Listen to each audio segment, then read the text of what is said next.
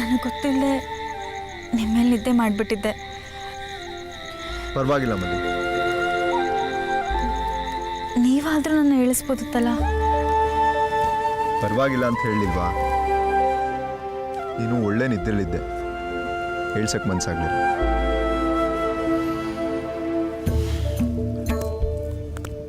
ಹೊರಡೋಣ?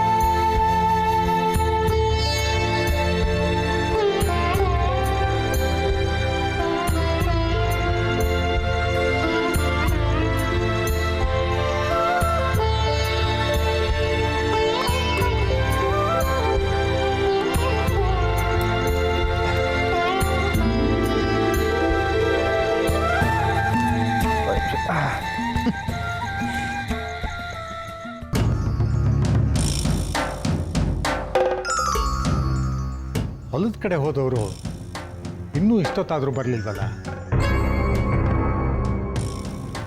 ದಿನ ಇಷ್ಟೊತ್ತಿಗೆ ಬಂದ್ಬಿಡ್ತಾರೆ ಚಿಕ್ಕಪ್ಪ. ಇವತ್ತು ಯಾಕೋ ತಡ ಆಗಿದೆ. ಬರ್ತಾರೆ ಬಿಡಿ. ಆಗಲಿ, ಕಾಯೋಣ ಬಿಡು. ತಾತ, ಅವನಿಗೋಸ್ಕರ ನಾವೆಲ್ಲ ಯಾಕೆ ಕಾಯ್ಬೇಕು? ಅದೇನು ಹೇಳಬೇಕು ಅಂತ ಇದ್ದೀರೋ ನಮ್ಮ ಹತ್ರ ಹೇಳಿ.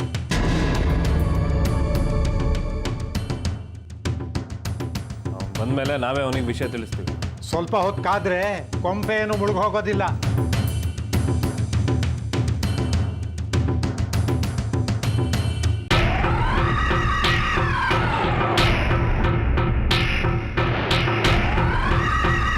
ಬಂದ ನೋಡಿ ನಿಮ್ಮ ಮುದ್ದಿನ ಮೊಮ್ಮಗ. ಇವಾಗಲಾದರೂ ಏನು ವಿಷಯ ಅಂತ ಹೇಳಿ.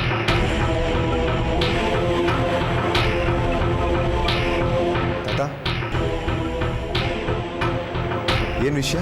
ಹಿಂದಿನ ಕಾಲದಲ್ಲಿ ರಾಜ ಮಹಾರಾಜರುಗಳು ಅವರ ಆಸ್ತಿನೆಲ್ಲ ಮಕ್ಕಳಿಗೆ ಹಂಚಿ ಅವರ ಪ್ರಾಪಂಚಿಕ ಬಂಧನಗಳೆಲ್ಲ ಕಳಿಸ್ಕೊಂಡು ವಾನಪ್ರಸ್ಥಾಶ್ರಮಕ್ಕೆ ಹೋಗ್ತಾ ಇದ್ರು.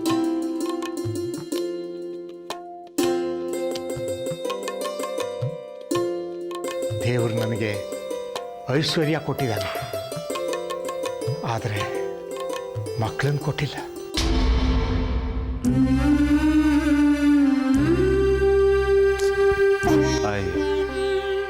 ಶುರುವಾಯ್ತಾ ನಿಮ್ಮ ಪುರಾಣ?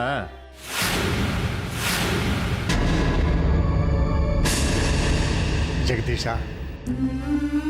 ಶ್ರೀಕಾಂತ, ನಿಮ್ಮಿಬ್ಬರನ್ನು ನನ್ನ ಸ್ವಂತ ಮೊಮ್ಮಕ್ಕಳು ಅಂತ ತಿಳ್ಕೊಂಡಿದ್ದೀನಿ ಕಣ. ಈಗಾಗಲೇ ನನ್ನ ಹತ್ರ ಇದ್ದಿದ್ದ ದುಡ್ಡನ್ನು, ನನ್ನ ಹೆಂಡತಿ ಮೇಲೆ ಇದ್ದ ಒಡವೆ ವಸ್ತುಗಳನ್ನ ನಿಮಗೆಲ್ಲ ಹಂಚಿಬಿಟ್ಟಿದ್ದೀನಿ. ಚಿಕ್ಕಪ್ಪ, ಈಗ ಯಾಕೆ ಈ ಮಾತಲ್ಲ? ನಿಮಗೆ ಊಟದ ಹೊತ್ತಾಯಿತು. ಸುಮ್ಮನೆ ಏನೇನೋ ಮಾತಾಡಿ ಆಯಾಸ ಮಾಡ್ಕೋಬೇಡಿ. ಬನ್ನಿ, ಊಟ ಬಡಿಸ್ತೀನಿ. ಇರು ಜಾನಕಿ, ಎರಡೇ ಎರಡು ಮಾತಿನಲ್ಲಿ ವಿಷಯ ತಿಳಿಸಿ ಊಟಕ್ಕೆ ಬರ್ತೀನಿ.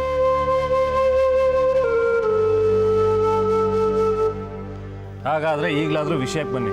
ಆಗ್ಲಿಂದ ಬರೀ ಪೀಠ್ಕೆನೆ ಆಗ್ತಾ ಇದ್ದೀರಲ್ಲ. ಯಾಕೋ 6 ತಿಂಗಳಿಗೆ ಹುಟ್ಟವನಾಗ ಆಡ್ತಾ ಇದೆಯಾ? ಸ್ವಲ್ಪ ಇರು, ಹೇಳ್ತೀನಿ. ನನ್ನ ಹತ್ರ ಒಂದು ಅಮೂಲ್ಯವಾದ ವಸ್ತು ಇದೆ. ಅದನ್ನು ಜಗದೀಶನಿಗೆ ಕೊಡಬೇಕೋ ಅಥವಾ ಶ್ರೀಕಾಂತನಿಗೆ ಕೊಡಬೇಕು ಅಂತ ಯೋಚನೆ ಮಾಡ್ತಾ ಇದ್ದೆ. ತಾತ, ಅದನ್ನು ಬೇಕಾದರೆ ಅಣ್ಣನಿಗೆ ಕೊಡಿ, ನಂದೇನೂ ಅಭ್ಯಂತರ ಇಲ್ಲ. ನಿಮ್ಮ ಮನಸ್ಸಿಗೆ ಹೇಗೆ ತೋರಿಸುತ್ತೋ ಹಾಗೆ ಮಾಡಿ. ನಿಮ್ಮಿಬ್ಬರಿಗೂ ಒಂದು ಪಂದ್ಯ ಇಡ್ತೀನಿ. ಅದರಲ್ಲಿ ಯಾರು ಗೆಲ್ತಾರೋ ಅವ್ರಿಗೆ ಕೊಡ್ತೀನಿ.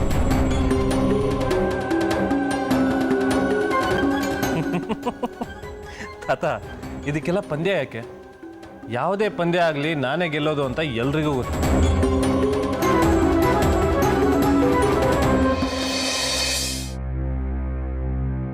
ಹಾಗಲ್ಲ ಕಣೋ, ಪಂದ್ಯ ನಡೀಲಿ. ಪಂದ್ಯದಲ್ಲಿ ಯಾರು ಗೆಲ್ತಾರೋ ಅವ್ರಿಗೆ ನಾನು ಟ್ರ್ಯಾಕ್ಟರ್ ಕೊಡ್ತೀನಿ. ಅದು ಬಿಟ್ಟು ನಾನೇ ಗೆಲ್ತೀನಿ ಅಂದರೆ ನಿನಗೆ ಟ್ರ್ಯಾಕ್ಟರ್ ಕೊಡೋಕ್ಕಾಗತ್ತಾ? ನೋಡು, ಇನ್ನು 2-3 ದಿವಸದಲ್ಲಿ ಕಬಡ್ಡಿ ಪಂದ್ಯ ಆಡೋದಕ್ಕೆ ಸಿದ್ಧವಾಗಿರಿ.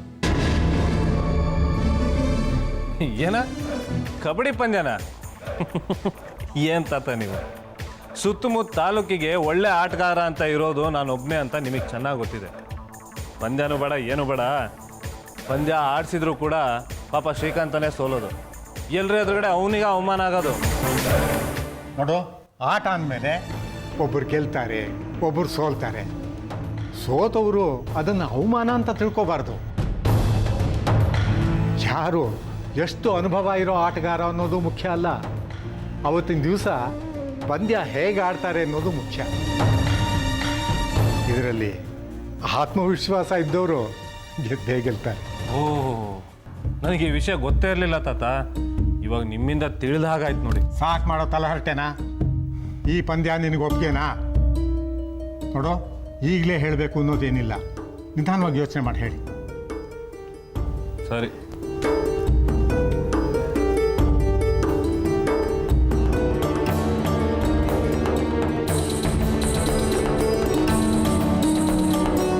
ಇದೇನು ಚಿಕ್ಕಪ್ಪ, ಬಾಲ್ಯದ ನೆನಪಾಯ್ತಾ ನಿಮಗೆ? ಯಾಕೆ? ನೀವು ಚಿಕ್ಕವರಾದಾಗ ತುಂಬ ಚೆನ್ನಾಗಿ ಕಬಡ್ಡಿ ಆಡ್ತಿದ್ರಂತೆ. ಹಳೆ ಉತ್ಸಾಹ ಆಸಕ್ತಿ ಎಲ್ಲ ಮತ್ತೆ ಬಂದ್ಬಿಡ್ತಾ ಅಂತ. ಜಾನಕಿ, ನಂದು ಆಟ ಆಡಿ ಸಂತೋಷ ಪಡೋ ವಯಸ್ಸು ಅಲ್ಲ, ಆಟ ನೋಡಿ ಸಂತೋಷ ಪಡೋ ವಯಸ್ಸು ಅಲ್ಲ. ಈ ಪಂದ್ಯ ನನಗೋಸ್ಕರ ಇಟ್ಟಿಲ್ಲ, ಶ್ರೀಕಾಂತನಿಗೋಸ್ಕರ ಇಟ್ಟಿದ್ದೀನಿ. ಅವನು ಯಾವತ್ತೂ ಕಬಡ್ಡಿ ಆಡ್ದವನೇ ಅಲ್ವಲ್ಲ? ಹಾಗಂದ್ರೆ ಏನರ್ಥ? ಪಂದ್ಯ ಸೋತ್ರೆ ನಷ್ಟ ಏನೂ ಆಗೋದಿಲ್ಲ, ಗೆದ್ರೆ ನಿಮ್ಮ ಹಳೆ ಟ್ರ್ಯಾಕ್ಟರ್ ಸಿಗತ್ತೆ ಅಷ್ಟೇ ತಾನೇ? ಹಾಗಂದ್ಬೇಡ ಜಾನಕಿ. ಟ್ರ್ಯಾಕ್ಟರ್ ಅಂದರೆ ನನಗೆ ಪಂಚಪ್ರಾಣ. ಇವತ್ತಿನ ದಿವಸನೇ ಮೆಕ್ಯಾನಿಕ್ ಬಂದು ಅದನ್ನ ರಿಪೇರಿ ಮಾಡ್ತಾನೆ. ನಾಳೆ ಸಾಯಂಕಾಲದೊಳಗೆ ಅದು ಸಿದ್ಧವಾಗೋಗುತ್ತೆ. ಚಿಕ್ಕಪ್ಪ, ನೀವು ಯಾಕೆ ಇಷ್ಟು ಒದ್ದಾಡ್ತಿದ್ದೀರಾ? ಜಗದೀಶಂಗೂ ಶ್ರೀಕಾಂತಂಗೂ ಟ್ರ್ಯಾಕ್ಟರ್ ಬೇಕಾದ್ರೆ ಅವ್ರ ಅಪ್ಪನ್ ಕೇಳ್ತಾರೆ, ಕೊಡ್ಸಿಸ್ಕೋತಾರೆ. ನಮ್ಮ ಮಾವನವರು ನೀವು ಸೇರಿ ಆ ಟ್ರ್ಯಾಕ್ಟರ್ನ ತಗೊಂಡ್ರಿ. ಆ ಟ್ರ್ಯಾಕ್ಟರ್ ತಗೊಂಡ್ಮೇಲೆ ಇಷ್ಟೆಲ್ಲ ಶ್ರೀಮಂತಿಕೆ ಬಂತು ನಿಜ. ಹಾಗಂತ ಆ ಟ್ರ್ಯಾಕ್ಟರ್ನ ಎಷ್ಟು ವರ್ಷ ನಿನ್ನ ಗಂಡನೂ ಇದೇ ಮಾತೇ ಹೇಳ್ದ. ಅವನಿಗೆ ನಾನು ಏನು ಹೇಳಿದೆ ಗೊತ್ತಾ? ಹೊಸ ಹೆಂಡತಿ ಬಂದ್ಲು ಅಂತ ತಾಯಿನೂ ಮರೆಯೋದಕ್ಕಾಗತ್ತೆ. ಆ ಟ್ರ್ಯಾಕ್ಟರ್ ನನಗೆ ತಾಯಿ ಇದ್ದಾಗೆ. ಅದನ್ನ ನಿನ್ನ ಗಂಡನ ಮಾತು ಕೇಳಿಕೊಂಡು ಗುಜರಿಗೆ ಹಾಕ್ಲ? ಖಂಡಿತ ಇಲ್ಲ. ಅದನ್ನ ನಿನ್ನ ಮಕ್ಕಳಲ್ಲಿ ಯಾರಿಗಾದ್ರೂ ಒಬ್ರಿಗೆ ಕೊಡ್ತೇನೆ. ಚಿಕ್ಕಪ್ಪ, ಇಬ್ಬರು ಮಕ್ಕಳಲ್ಲಿ ನೀವು ಯಾರಿಗೆ ಕೊಟ್ಟರು ಯಾರೂ ತಪ್ಪು ತಿಳ್ಕೊಳ್ಳಲ್ಲ. ಅಂದಮೇಲೆ ಈ ಕಬಡ್ಡಿ ಪಂದ್ಯ ಎಲ್ಲ ಯಾಕೆ ಆಡಿಸ್ಬೇಕು? ಹೇಳ್ತೀನಿ. ಈಗ ಶ್ರೀಕಾಂತ ಎಲ್ಲದರಲ್ಲೂ ಆಸಕ್ತಿ ಕಳ್ಕೊಂಡ್ಬಿಟ್ಟಿದ್ದಾನೆ, ಹಾಗೆ ಆತ್ಮವಿಶ್ವಾಸನೂ ಕಳ್ಕೊಂಡ್ಬಿಟ್ಟಿದ್ದಾನೆ. ಸೋಲು ಅವನನ್ನು ಬಲವಾಗಿ ಕಾಡ್ತಾ ಇದೆ. ಸೋಲಿನ ಸರಪಣಿಯನ್ನು ತುಂಡು ಮಾಡೋದಕ್ಕೆ ಸಾಧ್ಯವಾದರೆ ಅವನಲ್ಲಿ ಮೊದಲಿನ ಆತ್ಮವಿಶ್ವಾಸ ಬರುತ್ತೆ. ಪಂದ್ಯದಲ್ಲಿ ಸೋತ್ರೆ ಆಗಲೇ ಹೇಳಿದ್ನಲ್ಲ, ಅವನಿಗೇನೂ ನಷ್ಟ ಇಲ್ಲ. ಗೆದ್ರೆ ಅವನು ಆ ಸೋಲಿನ ಸುಳಿಯಿಂದ ಹೊರಕ್ಕೆ ಬರ್ತಾನೆ. ಒಂದು ಸಣ್ಣ ಗೆಲುವು ಬದುಕಿನ ಯಶಸ್ಸಿನ ಸೋಪಾನ ಅಂತಾರೆ. ಒಂದು ಗೆಲುವು 100 ಗೆಲುವಿಗೆ ನಾಂದಿ ಆಗ್ಬೋದು. ಚಿಕ್ಕಪ್ಪ, ನೀವಿಟ್ಟಿರೋ ಪಂದ್ಯದ ಹಿಂದೆ ಇಷ್ಟೆಲ್ಲ ವಿಷಯ ಇದೆಯಾ? ನಿನಗೆ ಸಂತೋಷ ಆಯ್ತಾ? ನಂಗೆ ತುಂಬ ಸಂತೋಷ ಆಯಿತು ಚಿಕ್ಕಪ್ಪ. ಹಾಗಾದರೆ ಈ ಸಂತೋಷದ ನೆಪದಲ್ಲಿ ನನ್ನ ಬಾಯಿ ಸಿಹಿ ಮಾಡ್ತೀಯಾ? ನಿನಗೆ ಗೊತ್ತಲ್ಲ, ಅದೇ ಮೈಸೂರು ಪಾಕು ಅಂದರೆ ಪಂಚಪ್ರಾಣ. ಮೈಸೂರು ಪಾಕ್ ಅಲ್ಲ, ಟ್ರ್ಯಾಕ್ಟ್ರು ಅಂದರೆ ನಿಮಗೆ ಪಂಚಪ್ರಾಣ. ನೀವೆಷ್ಟೇ ಕೇಳಿದ್ರು ನಾನು ನಿಮಗೆ ಮೈಸೂರು ಪಾಕ್ ಕೊಡಲ್ಲ. ಎಂಥ ಸೊಸೆಯನ್ನು ಕೊಟ್ಟಿಯಪ್ಪ. ಹಾಂ,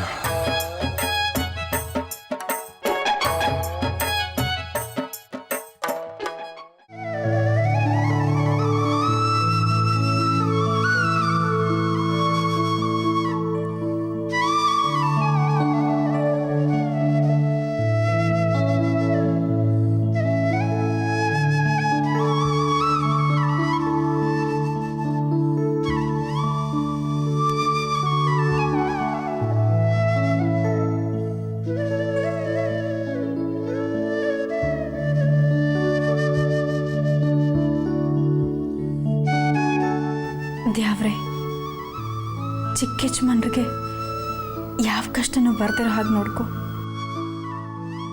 ಕಷ್ಟ ಬಂದಾಗ ಕುಗ್ದಿರೋ ಹಾಗೆ, ಸುಖ ಬಂದಾಗ ಹಿಗ್ದಿರೋ ಹಾಗೆ ಅವ್ರಿಗೆ ಮನಸ್ಥಿತಿ ಕೊಡು. ಅವ್ರ ಆರೋಗ್ಯ ಯಾವತ್ತೂ ಕೆಡದಿರೋ ಹಾಗೆ ನೋಡ್ಕೊ ನನ್ನಪ್ಪ.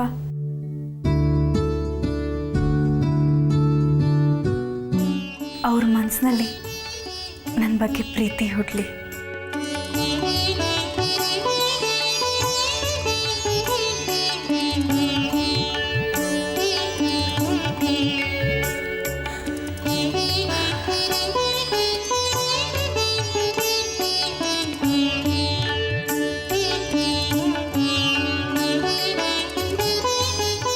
ಏನು ಕೇಳ್ಕೊಂಡೆ ದೇವ್ರ ಹತ್ರ?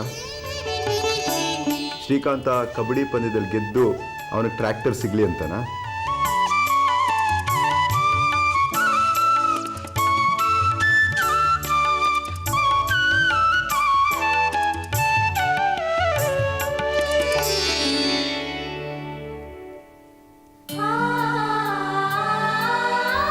ನೀನಂತೂ ನನ್ನ ಮೇಲೆ ತುಂಬ ಭರವಸೆ ಇಟ್ಕೊಂಡಿದ್ಯಾ. ಆದರೆ ನನಗೆ ನನ್ನ ಮೇಲೆ ಅಷ್ಟೊಂದು ಆತ್ಮವಿಶ್ವಾಸ ಇಲ್ಲ. ಒಂದು ವೇಳೆ ನಾನು ಸೋತ್ರೆ ಅಥವಾ ಕಷ್ಟಕ್ಕೆ ಸಿಕ್ಕಾಕೊಂಡ್ರೆ? ನಿನಗೇನು ಕಷ್ಟ ಆಗಲ್ಲ ಕಣ. ನೋಡು, ದೇವ್ರ ಮೇಲೆ ನಂಬಿಕೆ ಇಡು. ದೇವ್ರು ಒಳ್ಳೆಯವ್ರಿಗೆ ಯಾವತ್ತೂ ಒಳ್ಳೆಯದೇ ಮಾಡ್ತಾನೆ. ಮಂಗಳಾರತಿ ತಗೋ ಮಲ್ಲಿ.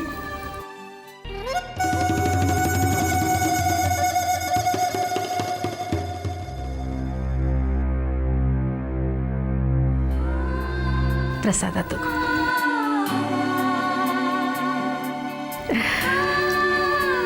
ನೋಡು, ನಿನ್ನ ಆರೋಗ್ಯ ಚೆನ್ನಾಗಿರಲಿ ಅಂತ ನಾನು ವ್ರತ ಮಾಡ್ತಾ ಇದ್ದೀನಿ. ತಗೋ.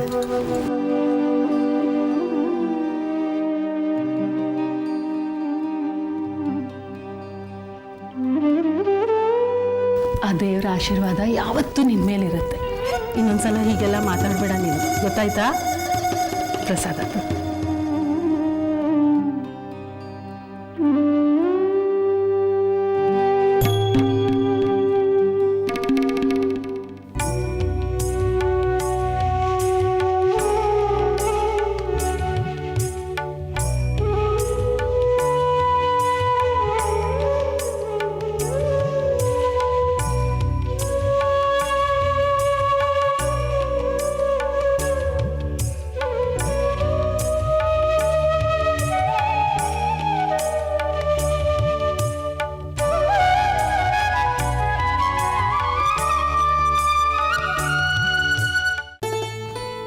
ಮಲ್ಲಿ, ಮನೇಲೆಲ್ಲ ನಿನ್ನ ಹುಡ್ಕೊಂಡು ಬಂದೆ. ಹೊಲಕ್ಕೆ ಹೊಂಟಿದ್ಯಾ? ಹ್ಞೂ ಜಮುನಿ, ಯಾಕೆ? ನಿನ್ನ ಜೊತೆ ಸ್ವಲ್ಪ ಹೊತ್ತು ಹರಟೆ ಹೊಡಿಯೋಣ ಅಂತ. ಜಮುನಿ, ಹರಟೆ ಹೊಡಿಯೋಷ್ಟು ಟೈಮ್ ನನ್ನ ಹತ್ರ ಇಲ್ಲ. ಮಲ್ಲಿ, ಅಂದಹಾಗೆ ನಿನಗೆ ಕಬಡ್ಡಿ ಆಟದ ವಿಷಯ ಗೊತ್ತಾಯ್ತಾ? ಕಬಡ್ಡಿ? ಹಾಂ, ಗೊತ್ತು. ಅವರೇ ಗೆಲ್ಲಿತಾರೆ ಅಂತ ಗೊತ್ತಿದ್ದು ಈ ಆಟನ ಇಟ್ಕೊಂಡಿದ್ದಾರಲ್ಲ. ಅವರು ಅಂದರೆ ಯಾರು? ಅವರು ಅಂದರೆ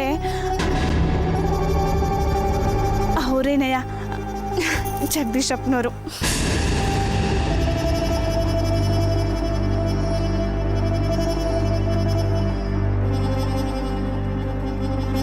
ಆಟಕ್ಕೆ ಮೊದಲೇ ಅವರೇ ಗೆಲ್ತಾರೆ ಅಂತ ಅದೇಗೆ ಹೇಳ್ತೀಯಾ? ಯಾಕೆ? ನಿಂಗೆ ಅವರೇ ಗೆಲ್ಲಬೇಕು ಅಂತ ಆಸೆನಾ? ಆಸೆ ಅಂತ ಏನೂ ಇಲ್ಲ, ಯಾರಾದರೂ ಗೆಲ್ಲಿ ಆಟ ನೋಡಬೇಕು ಅಂತ ಆಸೆ.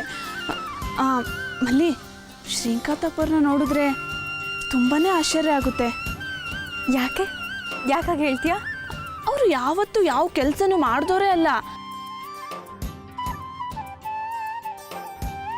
ಅಂಥದ್ರಲ್ಲಿ ಹೌದು ಜಮುನಿ, ಚಿಕ್ಕ ಯಜಮಾನರು ಈಗ ತುಂಬ ಕೆಲಸ ಮಾಡ್ತಾರೆ.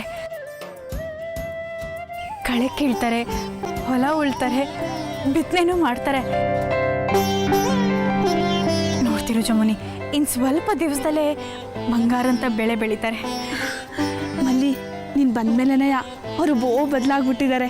ನೀವಿಬ್ಬರು ಒಟ್ಟಿಗಿರೋದು ನೋಡಿದ್ರೆ ನನಗೆ ಖುಷಿ ಆಗುತ್ತೆ, ಗೊತ್ತಾ?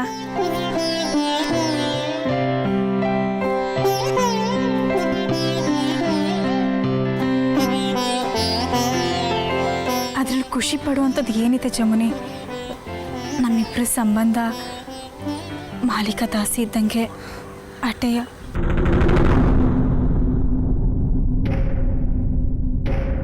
ಜಮುನಿ, ನಿನ್ನ ಮತ್ತೆ ಜಗದೀಶ್ ಅಪ್ಪ ಅವ್ರ ಮಧ್ಯ ಏನಾರು ನಡೀತಿದ್ಯಾ? ಇಲ್ಲ, ಅಂಥದ್ದೇನಿಲ್ವಲ್ಲ. ಹಾಗೇನೂ ಇಲ್ಲ ಅಂದರೆ ಅದು ಸಂತೋಷನೇ. ಆದರೆ ನನ್ನ ಅನುಮಾನ ನಿಜ ಆದರೆ ಮುಂದಕ್ಕೆ ನೀನೇ ಅನುಭವಿಸ್ಬೇಕಾಗತ್ತೆ.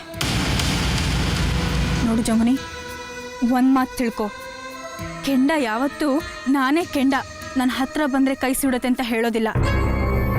ನಾವೇ ಅದರಿಂದ ದೂರ ಇರಬೇಕು. ನಾನೀಗ ಹೇಳಿದೆ ಅಂತ ತಪ್ಪು ತಿಳ್ಕೊಬೇಡ, ಆಯಿತಾ?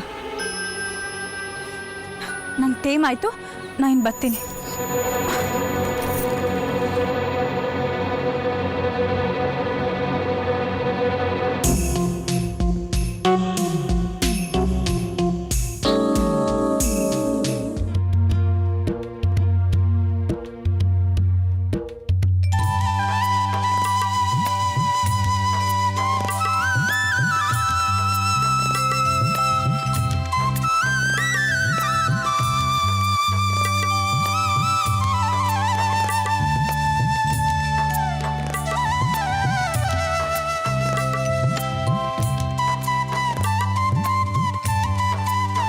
ಯಾಕೆ ಯಜಮಾನ್ರೆ ಸುಸ್ತಾಗ್ತಿದ್ಯಾ?